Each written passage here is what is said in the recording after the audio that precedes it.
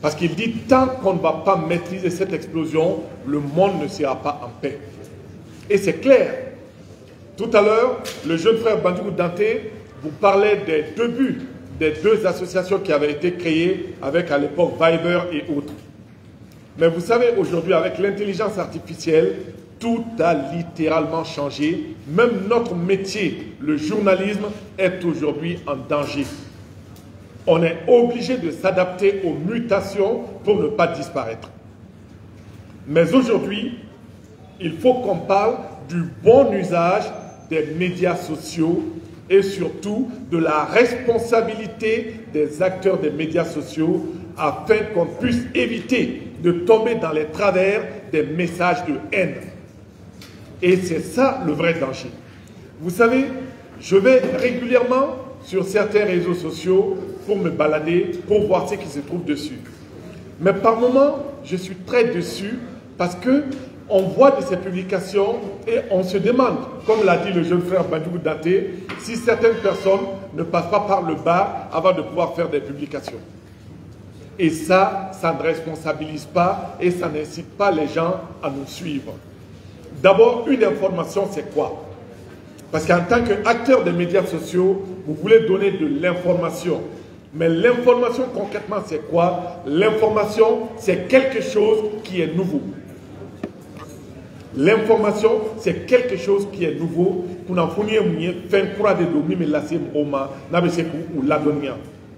Mais une information également, on dit en matière d'information, les faits sont sacrés et le commentaire est libre. Mais malheureusement, dans les informations que nous retrouvons à travers les réseaux sociaux et même à travers certains médias classiques, qu'est-ce qu'on constate? Il y a plus de commentaires que de faits. On tord le cou aux faits. Quand on suit beaucoup de revues de presse à travers certaines radios, mais j'aime toujours dire que c'est ce que j'appelle des revues de presse cotébaïsées. C'est du cotéba que nous faisons, ce n'est pas des revues de presse. Parce qu'entre l'article originel à partir duquel les animateurs de revues de presse s'inspirent, mais c'est carrément totalement le contraire. Et on se doit de respecter les faits. La sacralité des faits est une matière importante et indispensable en matière de journalisme. Et en tant qu'acteurs sociaux des médias sociaux ou bien acteurs des médias sociaux, vous devez de vérifier toute information que vous avez à donner. Moi, quand je vais sur les réseaux sociaux, quand je vois certaines informations et quand j'entends « Aya partager », là je zappe directement. On n'a pas besoin de me conditionner. Pourquoi, si c'est une bonne information, est-ce que c'est à vous de me dire qu'à partager? Non, qu'à partager. Quand une information est bonne, est vérifiée, moi je partagerai sans qu'on ait besoin de me le dire. Mais quelqu'un qui dit chaque fois à partager, c'est que la personne doute même de l'information qu'elle donne ou alors cherche à faire du buzz. Et le buzz, c'est ça qui est en train de tuer maintenant les réseaux sociaux. Parce que chacun veut faire du buzz pour que les gens viennent consulter et que les gens viennent commenter et parfois insulter. Mais attention, si vous tombez dans le piège des buzz, c'est que vous rendez plus riches ceux qui font ces buzz. Comment? Parce qu'il y a beaucoup d'acteurs des réseaux sociaux qui font exprès de donner des informations fausses, des informations erronées, afin que les gens viennent les insulter même sur leur page. Mais vous savez, l'algorithme des réseaux sociaux, c'est quoi? L'algorithme là ne reconnaît pas que quelque chose, une information est vraie ou elle est fausse.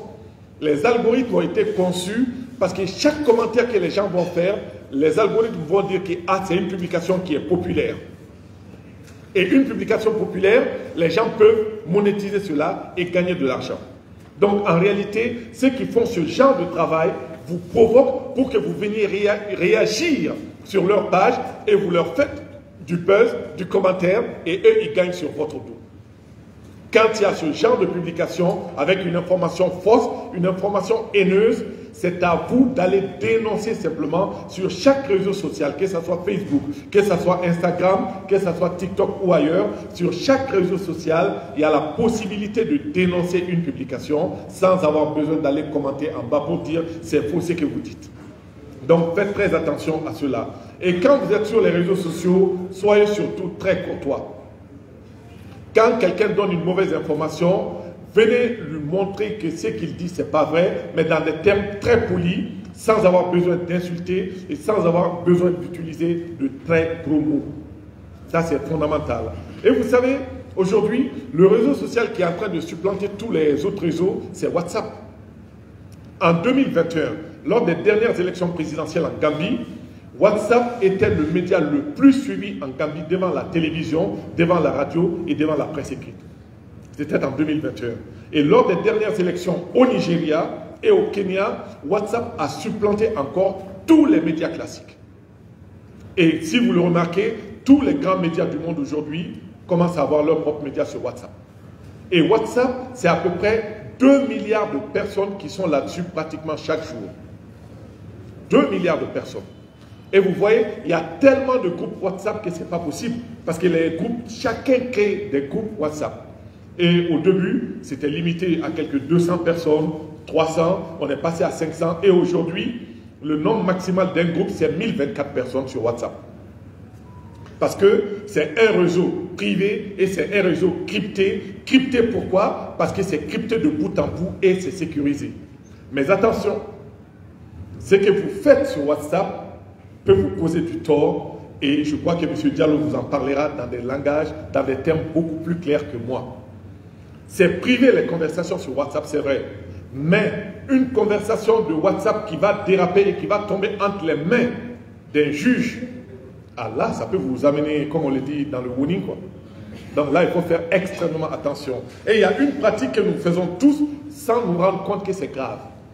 C'est-à-dire, tout de suite, Badjou m'envoie un message, je le lis, et moi je fais une capture d'écran, j'envoie à Dabo par exemple.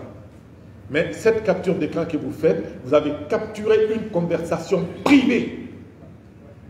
Et vous rendez cette conversation publique sans l'accord de la personne qui vous l'a envoyée. Donc c'est une violation, en tout cas, de l'aspect du caractère privé de la chose. Et dans beaucoup de pays, c'est assimilé à la violation de la vie privée. Et donc si la personne porte plainte, ça peut vous mener en prison. Faites très attention, parce que moi-même, je reçois beaucoup de captures de messages et d'écrans que les gens font, mais c'est interdit par la loi. WhatsApp, c'est privé, oui, mais attention. À certains moments, le caractère privé va disparaître face aux intérêts publics. En France, il n'y a pas longtemps, il y a un groupe de policiers qui a été arrêté. Ils étaient, je crois, 5 ou 6 policiers. Pourquoi ils ont été arrêtés? Ils avaient créé un groupe entre eux. Mais c'est un groupe, parce que c'était des policiers d'extrême droite, qui ont une tendance d'extrême droite, donc racistes. Et ils tenaient des propos racistes à l'endroit des Noirs et des Arabes. On nous appelait les bougnoules et ceci, cela. Et dedans, il y avait des gros mots, il faut casser la boule au bougnoul, etc., etc.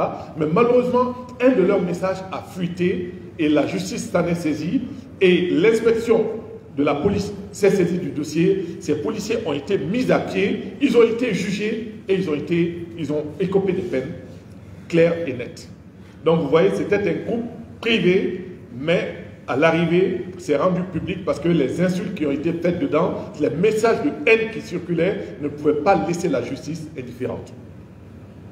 Donc c'est pour vous dire, moi Salif, j'envoie un message par exemple à une personne dans cette salle, mais le simple fait que vous partagez ce message vous rend complice au même titre que moi.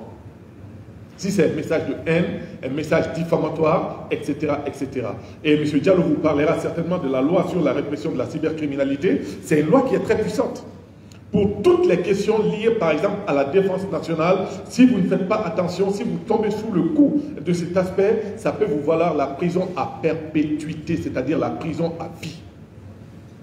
Et pour tout ce qui concerne, par exemple, les questions de pornographie infantile, là, vous avez des peines de 5 jusqu'à 15 ans de prison, d'emprisonnement.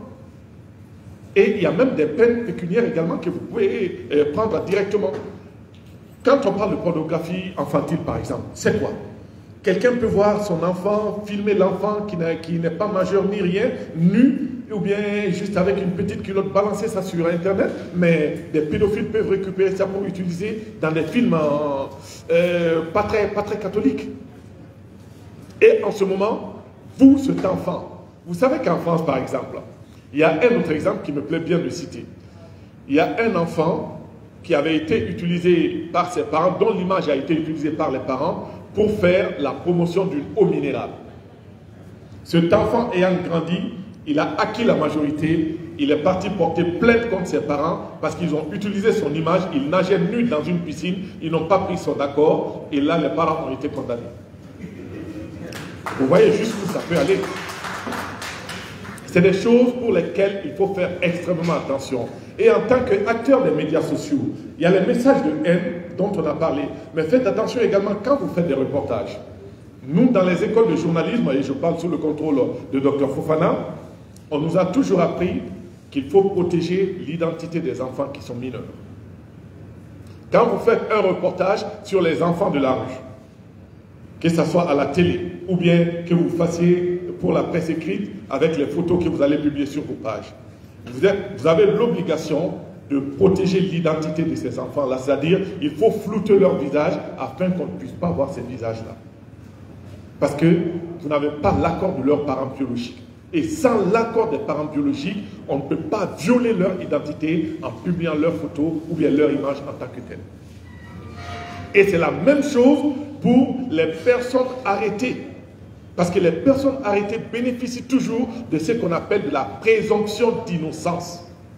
Et souvent, à leur terme, les gens nous insultent et oh, c'est pas la peine. Mais on le faisait avant, mais pourquoi on a arrêté? C'est la justice qui nous a intimé l'ordre d'arrêter. Parce que des gens qu'on expose comme ça, ils n'ont pas été jugés. Et tant qu'ils ne sont pas jugés, ils bénéficient de ce qu'on appelle la présomption d'innocence. Et vous, en tant qu'acteur des médias sociaux, vous devez également de protéger l'identité des personnes que vous allez exposer sur vos pages, sur vos web télé ou bien vos web journaux, etc., etc. Il y a tout un ensemble de procédures. Et c'est pourquoi j'ai dit dans ma première intervention que je suis content que vous ayez pensé à une formation comme première activité, parce que c'est à travers la formation qu'on arrive à apprendre certaines choses. En Bambara, on dit Klobeta Kalanso Dungoulou. Moi qui vous parle, j'apprends pratiquement tous les jours. Mais ce que je vous conseillerais le plus, c'est de vous informer. Et ayez beaucoup d'humilité. Un bon journaliste, et vous vous considérez comme des journalistes, est avant tout quelqu'un qui est très humble. L'humilité. Quand on va venir vous dire quelque chose, quelqu'un veut vous expliquer quelque chose, ne dites jamais parce qu'au Mali, il faut qu'on se dise la vérité, on est bourré de complexes. Même quand on ne connaît pas, on refuse d'écouter l'autre. Mais même quand on connaît, acceptez d'écouter l'autre parce que dans ce que l'autre vous dira, peut-être que vous pourrez prendre 10% simplement dedans et ça va vous enrichir. Mais on ne veut pas qu'on nous explique les choses. On ne veut pas écouter l'autre. Et on pense qu'on a forcément raison alors qu'on n'a pas raison tout le temps et à toutes les occasions. C'est ça un peu. Un journaliste, il est curieux. J'aime toujours dire que le journaliste, il cherche à tout connaître mais il ne connaît rien. Moi, je dis toujours je ne connais rien mais je cherche à connaître. Cherchez à vous cultiver, cherchez à apprendre et surtout, il y a quelque chose que nous détestons au Mali ici et qui est pourtant indispensable, c'est la lecture. On n'aime pas lire. Lisez, cherchez les revues juridiques, les revues scientifiques, les revues littéraires, lisez tout ce qui vous tombe entre les mains, cela va vous servir. Aujourd'hui, on me dit, mais toi tu connais tout. J'ai dit, je ne connais rien encore. Mais j'aime beaucoup lire. Quand j'ai du temps libre, ma passion, c'est de chercher des articles, c'est de chercher des ouvrages à lire. Je cherche à lire coûte que coûte, parce qu'on a toujours besoin. Vous savez, le cerveau, c'est comme le ventre. Pour qu'avoir du Sénat, on me filmer là, c'est ça, pour que vous puissiez filmer quelqu'un qui attaque. Mais ni ma doumine, ni comment il c'est meilleur recordé. Bon, cerveau, finalement, ni tes lectures, ni tes faits, donner un câble, cerveau baissé, et finalement, ça va s'affaisser totalement. Donc, on a toujours besoin d'apprendre. Donc, faites très attention par rapport aux messages de haine, parce qu'il y a des gens qui font des messages de haine de manière très insidieuse. Or, dans le cadre de la loi qui réprime également la loi sur la cybercriminalité au Mali, vous savez que les messages de haine sont également punis. Il y a des peines d'emprisonnement fermes, tout comme il y a des peines pécuniaires que les gens doivent payer. Et le message de haine, c'est quoi? J'aime toujours dire, je prends cet exemple. Souvent, on dit, bon, vous savez, à Badiangara, il y a un groupe de chasseurs Dogon qui est parti attaquer un campement de bergers Peuls. Là, ça pose un gros problème. Un groupe d'hommes armés a attaqué un campement, oui. Mais ces hommes armés, qu'est-ce qui vous prouve que ce sont des Dogons d'abord? Parce qu'en mettant Dogons et Peul, on a mis des ethnies et là déjà on dérape. Parce que vous n'êtes pas sur le terrain, vous ne les avez pas vus. Mais qu'est-ce qui fait? Moi, je peux m'habiller en Dogon, cela ne fait pas de moi un Dogon. Je peux m'habiller en militaire, cela ne fait pas de moi un militaire. Or, qu'est-ce qu'on sait? C'est que les terroristes, les groupes armés, ils ont tendance à créer cette diversion, à porter des tenues Dogon ou bien de l'armée, faire des attaques et après on accuse les forces armées maliennes ou les Dogons. Et puis, c'est pas parce que j'ai le bonnet du Peul, j'ai le bâton, je suis derrière des bœufs que je suis un Peul. Maintenant, tout le monde est berger. Il y a des bergers Sénoufo, il y a des bergers Malinké, il y a des bergers Miyanka, etc., etc. Donc, faites très attention. Quand vous recevez des messages de ce genre, vérifiez d'abord avant de publier. Vérifiez avant de publier. Et même quand vous devez publier, enlevez tout ce qui est ethnie. Ça n'apporte aucune valeur à votre information. Évitez de mettre les ethnies en conflit, ça n'a aucun sens. Quand j'étais à la BBC, on nous disait toujours, faites très attention, on préfère à la BBC être les derniers à donner une bonne information que d'être les premiers à donner une mauvaise information. Donc la vérification, c'est indispensable. Et dans le cadre de la collecte de l'information, ça vous devez le savoir, quand on va collecter l'information, on va sur le terrain et on prend des infos vérifiées. Et quand une information met en opposition deux parties, peut-être, bon, il y a une affaire entre Bandjougou et moi. Bon, moi je vais dire que Bandjougou a détourné mon terrain, c'est qu'il n'est pas sérieux, voilà, il est parti vendre et c'est pourquoi maintenant il est dans une belle voiture. Moi je vais vous dire ça, je vous donne 15 000 francs pour publier. Mais si vous le faites, vous êtes en faute. Vous avez commis une faute professionnelle et c'est même un délit. Parce que normalement, quand il y a deux parties en cause, vous êtes obligé d'aller prendre l'avis également de Bandjougou. Donc, M. Dante, M. Sanogo dit que vous avez détourné son terrain, il y a ci, il y a ça, est-ce que c'est vrai? Il donne sa version. Mais s'il refuse de parler aussi, c'est une information, vous direz, nous avons tenté d'avoir l'avis de M. Dante, mais qui a refusé de s'exprimer. Et là, les auditeurs, les lecteurs, les téléspectateurs comprendront automatiquement que les deux parties ont été approchées, mais il y a une qui n'a pas voulu s'exprimer. Mais dans la presse, dans les réseaux sociaux, on voit toujours des informations à sens unique. Il y a un qui vient accuser, on prend, on attaque.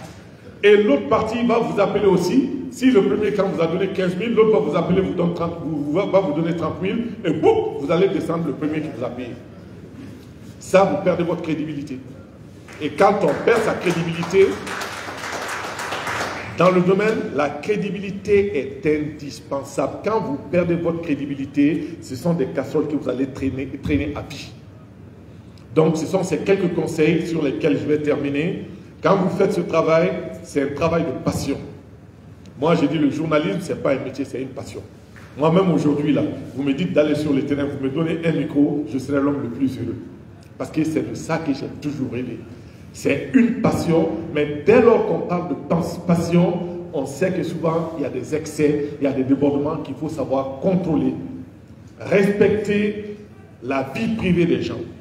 Même un président a droit à une vie privée. Et le dernier exemple que je vais vous donner, c'est le cas de l'ancien président français, François Mitterrand. À l'époque, il y a le journal Le Canard enchaîné qui avait découvert que Mitterrand, bien que marié, avait une double vie. Il entretenait une relation extra-conjugale avec une autre dame avec laquelle il a eu un enfant, une fille qui s'appelle Mazarine Pinjot. Et quand le journal a découvert cette information, il se trouve que la petite n'avait qu'à peu près 9-10 ans. Elle était mineure. Mais ils ont fait une conférence de rédaction. Ils ont discuté pendant de longs moments. Est-ce qu'on publie l'info, est-ce qu'on ne publie pas? Et à la majorité, ils ont décidé de ne pas publier l'information. Pourquoi? Parce qu'ils ont dit le fait que Mitterrand a pu avoir cette relation extra-conjugale n'a pas joué sur son travail de président. Ça n'a eu aucun impact. Deux, en publiant cette information, cette petite qui n'est connue de personne, on va exposer et on va pourrir sa vie. Donc, il vaut mieux préserver son identité et surtout sa sphère privée. Donc, ils ont décidé de ne pas publier. C'est quand la fille a eu ses 18 ans, soit à peu près 9 ans après, qu'ils ont publié l'information. Et là, elle a pu assumer parce qu'elle était majeure. Et le même Mitterrand, quand il était atteint d'un cancer de la prostate. C'est le même journal qui a découvert encore, parce que le Canard enchaîné, c'est un journal que j'aime bien, c'est un journal satirique, mais qui a vraiment des infos en béton. Ils ont fait vérifier, c'était vrai, mais c'est un secret médical. Normalement, le secret médical ne doit pas être dévoilé. Ne doit pas être dévoilé. Mais comme il s'agit d'un président, ça peut avoir des impacts sur la vie de la nation. Ils ont dit, bon, maintenant, son cancer, c'est à un stade, est-ce que ça l'empêche de faire convenablement son travail ou pas? Ils ont dit non, ça ne l'empêche pas de faire son travail. Donc, ils ont décidé de ne pas publier. C'est quand il a fini son second mandat qu'ils ont donné l'info et un an après, il est décédé. C'est pour vous dire qu'un journaliste peut avoir une info en béton, mais il réfléchit d'abord. Est-ce que cette info, je dois la publier ou pas? Quel est l'impact que cela va avoir? Est-ce que ça ne va pas détruire des vies? Est-ce que ça ne va pas attenter à l'honorabilité d'une personne? Réfléchissez à cela, parce que le jour où vous allez vous retrouver à la place de cette personne, vous allez savoir que ça fait mal, et je vous remercie. Comment ne pas apprécier ce monsieur? Et comment ne pas applaudir encore une fois ce monsieur? C'est tellement difficile de ramasser ce que M. Salifou a dit, mais à effet fort, en mon nouveau journaliste qui a mis les médias sociaux là, quand on a dit tout là, c'est vrai. Du moins, follow à quoi crédibilité qu'on y a un dougalé dit. Na tiena avec un tassacoulé en cola manche pege kasama na fatala. À quoi qu'on flana pour nous fournir sur là, pour nous fournir numéro à vérifier nos conga qui a pour nous fournir nadje à publier les à kololo ana na fara du moins ni kabo. Qu'on a kololo kabo ni ana fa côté pour nous fournir alni pour nous fournir numéro mun kanga chali. D'ailleurs flala conseil mon boraga kumana kafara et comme beta ne be ni flyer retenu kafara ngadonta uka. Est-ce que je peux dire pour M. Salifou? Monsieur Salifou Kofé, Amina Mogonka, présentation, oui, ok, docteur Fofana. Allez, Kalambaye, Mali, on a fait de là où Kalanke Romna, Ani, communication avec Kalan Romna, allez, Kalambaye, Amina Madame a exposé là. Docteur Fatoumata Fofana. J'espère que j'aurai un peu de place. Aïe.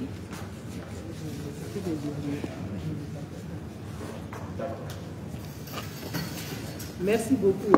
Bonjour à toutes et à tous. Comme on dit chez nous, les enseignants, c'est que je vais échanger avec vous sur le rôle des médias sociaux dans l'apaisement du climat socio-politique au Mali. Donc,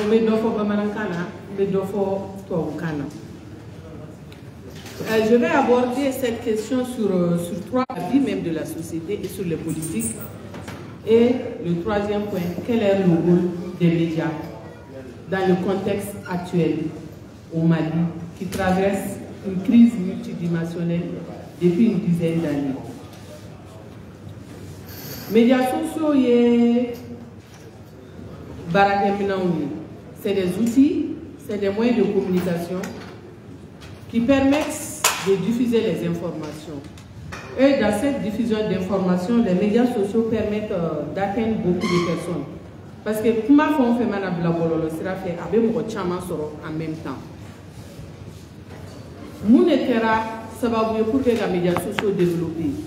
C'est surtout avec le développement des nouvelles technologies de l'information et de la communication, comme l'a si bien dit le président Dante.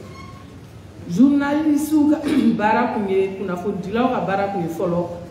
télévision, radio, presse écrite, réseaux sociaux. Mais maintenant, avec les nouvelles technologies de l'information, surtout l'Internet, il y a des médias sociaux qui sont sur place. Dans ce contexte, on peut dire maintenant, à l'heure du numérique, à l'heure de la digitalisation, que les médias sociaux sont indispensables dans nos vies. Si nous prenons les réseaux sociaux, parce qu'à un moment, les réseaux sociaux, les médias sociaux, dans le monde, notamment au monde.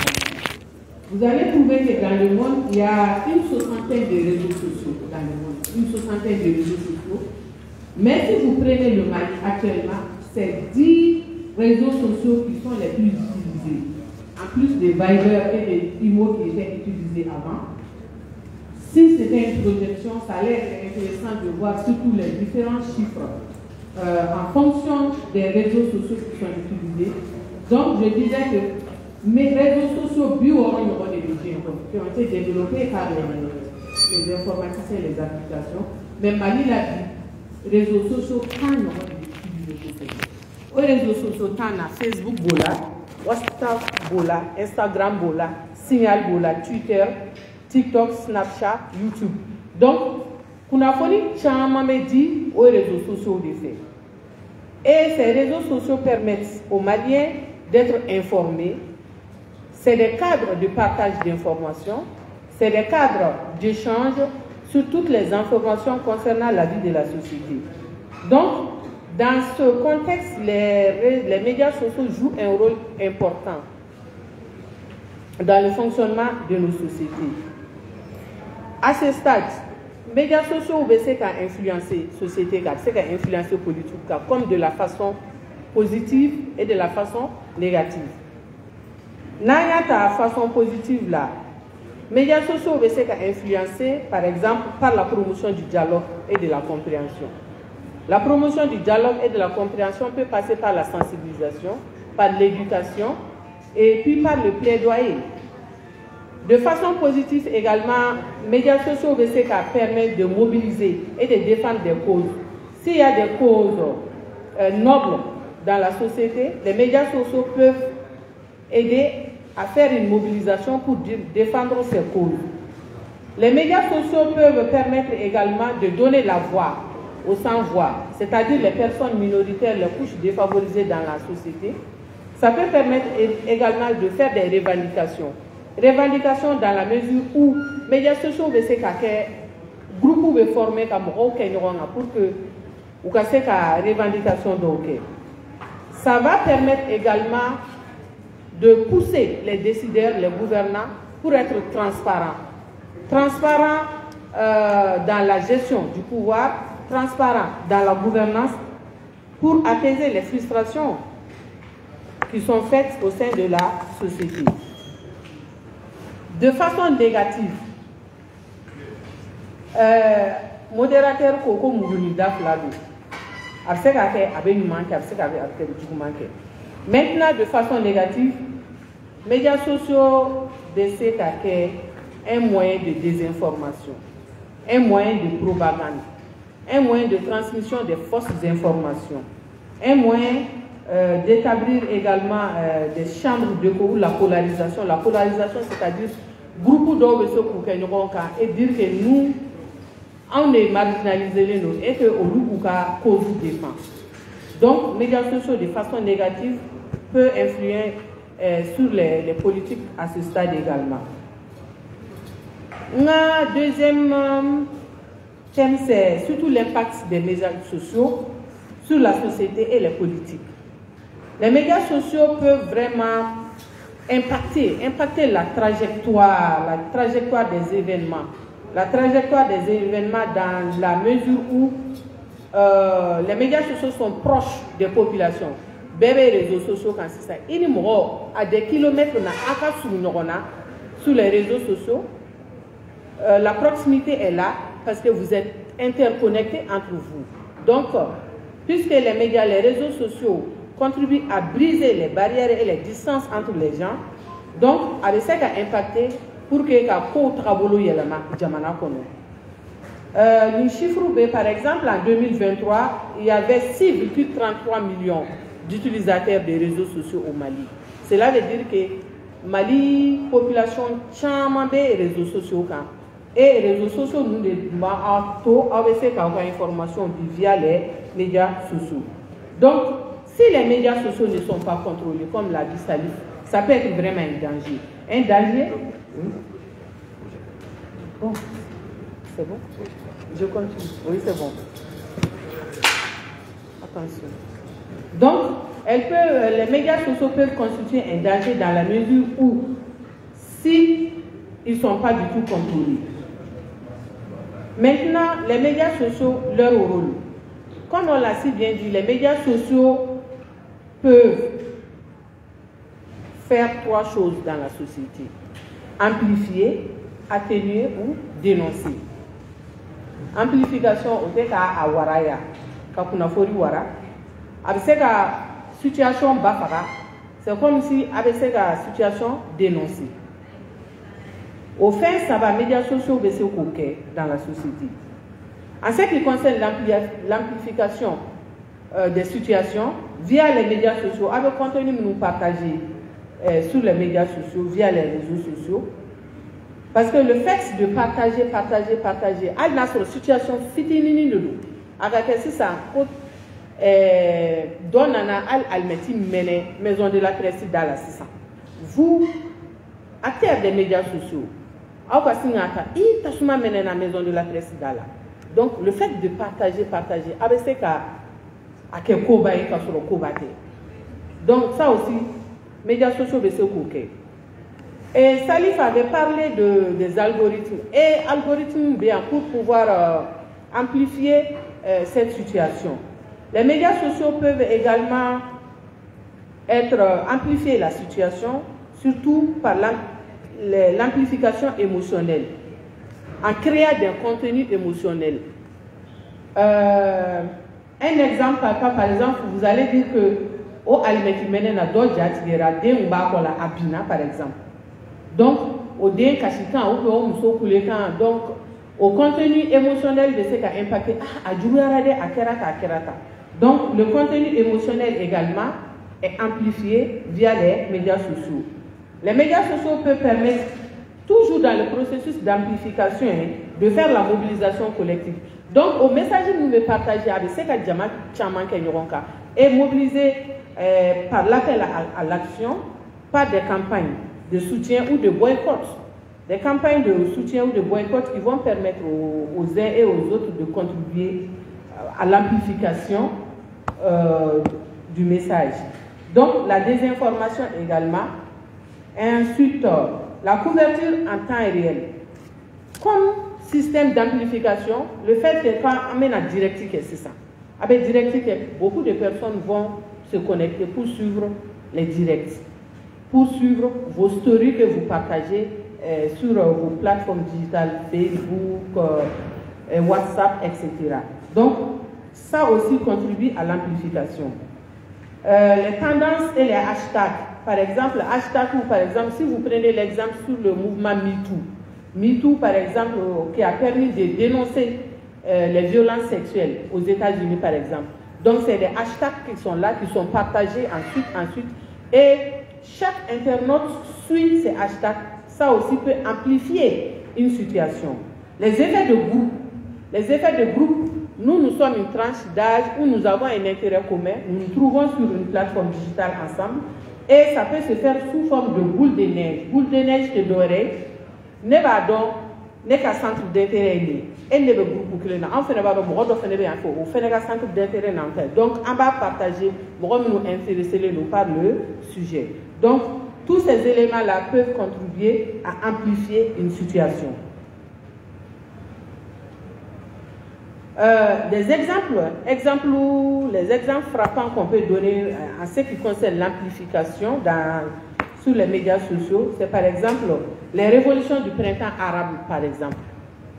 Les révolutions du printemps arabe qui a été amplifiée sur les réseaux sociaux, et c'est ce printemps arabe qui a conduit même le Mali à cette crise qui est là. Également, lors de la prise de Capitole en 2021 aux États-Unis, cet événement-là également a été largement diffusé sur les réseaux sociaux. Il y a également les désastres naturels. Même cette année, par exemple,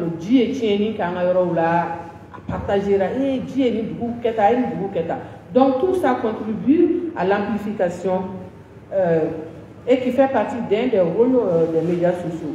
Maintenant, atténuation. Comme il y a des médias sociaux, comment les médias sociaux peuvent atténuer une situation? Les médias sociaux peuvent atténuer une situation par la diffusion d'informations précises et d'informations vraies. Le président a touché à la vérification de l'information. Salif également a touché à la vérification de l'information. Donc, à l'information, il faut faire partager. Il faut que l'information soit information bien.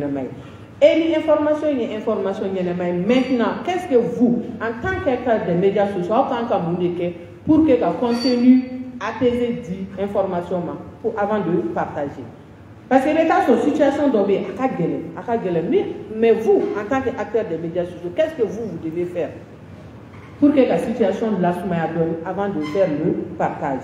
Donc, pour cela, avec ce cas, vous pouvez faire des récits positifs face à la situation. Vous pouvez également faire la mobilisation des actions par des initiatives de soutien, comme la collecte des fonds ou autre chose. Tout ça peut permettre d'atténuer une situation. Maintenant, en matière de dénonciation, qui est très intéressant par les acteurs des médias sociaux, vous pouvez dénoncer les situations, vous pouvez dénoncer des problèmes dans la société. Il peut y avoir un problème d'injustice, un problème de mauvaise gouvernance, des questions qui touchent aux droits de l'homme, etc. Donc, par la dénonciation, les médias sociaux peuvent contribuer surtout à amplifier la voix des individus. Dénonciation à l'endroit du gouvernement.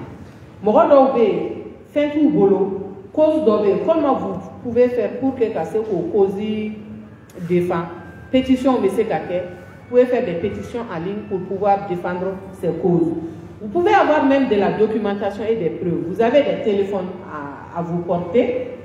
Au téléphone, vous avez des photos, vous avez des documents qui peuvent être des moyens de pression sur les gouvernants pour dénoncer ou leur pousser à avoir une certaine position dans la société. Donc, avec la dénonciation qu'elle est au Minanoubé. Ce qu'il faut savoir, c'est que, comme l'a dit Salif, il faut faire extrêmement attention à ce qui concerne le partage d'informations. Parce que parce que vous êtes comptable. Si une information que vous partagez sur les réseaux sociaux, si c'est une mauvaise information, une fausse information, vous contribuez, vous êtes comptable des effets ou des impacts de cette information. Donc, les médias sociaux peuvent non seulement apaiser les climats sociaux et politiques, si ils sont utilisés de façon correcte. Tout comme le contraire peut survenir. Maintenant, l'impact de ces médias sociaux sur les gouvernants, sur les gouvernés, ça va dépendre de l'utilisation même que vous faites. Donc, il y a quelques conduites que vous devez tenir. Les conduites, elles sont nombreuses, mais moi j'ai pris 3 conduites qu'il faut tenir compte. Il faut donner des informations vraies et vérifiées. Et vous avez vraiment des outils de vérification des informations. Il faut bannir les messages de haine, parce que nous sommes dans une situation d'insécurité depuis quelques années. Comment faire pour ne pas partager ou diffuser des informations haineuses? Il faut contribuer également à la désinformation. La désinformation qui est un fléau et qui fait même que vous êtes confondus avec des vidéomans. Certains vidéomans ici, sur les réseaux sociaux, savent qu'ils sont en train de mentir. Eux-mêmes, ils savent qu'ils sont en train de mentir. C'est pour trouver plus de buzz, de créer des buzz et avoir beaucoup d'audience qui va leur permettre de monétiser leur compte. Maintenant, vous, en tant qu'acteur averti, en tant qu'acteur professionnel, comme on l'a dit, vous devez vraiment contribuer à la désinformation. La contribution à la désinformation va permettre vraiment de vous donner une certaine notoriété, de vous distinguer des vidéomans. Donc, il est essentiel pour ça de vous former, comme vous êtes en train de le faire ce matin, de promouvoir à l'éducation aux médias. Et cette éducation aux médias va former des citoyens responsables, des citoyens soucieux du devenir du pays. Pour cela, vous devez vraiment faire la conception des contenus qui doivent être adaptés et des contenus qui contribuent à la promotion de la paix, des contenus qui contribuent à la promotion du vivre ensemble et pour un dialogue respectueux, un dialogue instructif avec l'inclusion de l'ensemble de la population. Donc, Monsieur le Président, chers acteurs sociaux, c'était le peu que j'avais à partager avec vous. Merci beaucoup.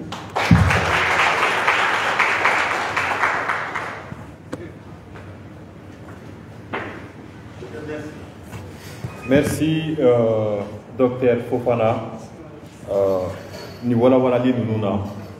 Aka kuma la télécom ni média évolue li kofé. Ako amunu kan ka ke média barakelaw ye nan kan a fin faible ka be teme concession fait.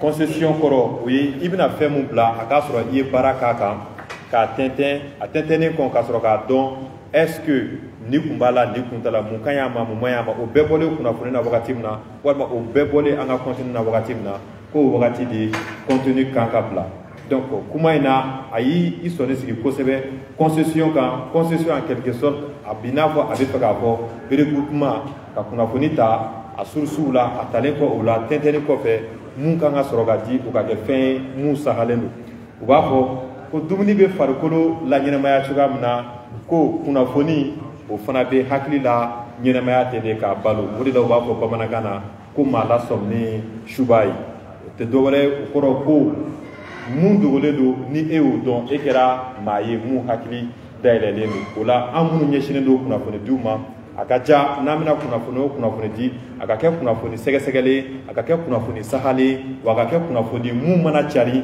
a nafa bɛ se sigida ani sigidala mɔgɔw ma merci Dr Fofana. Dr Fofana Kofé, je vais la présentation au chef Oumar Diallo sur la cybersécurité. Kiba.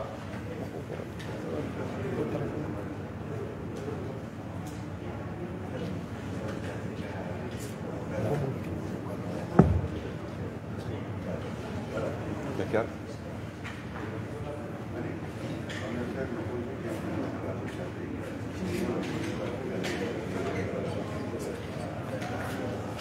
D'accord. Pour Yanni, M. Diallo Kanaka expliqué, on a 15 minutes de pause pour souffler un peu.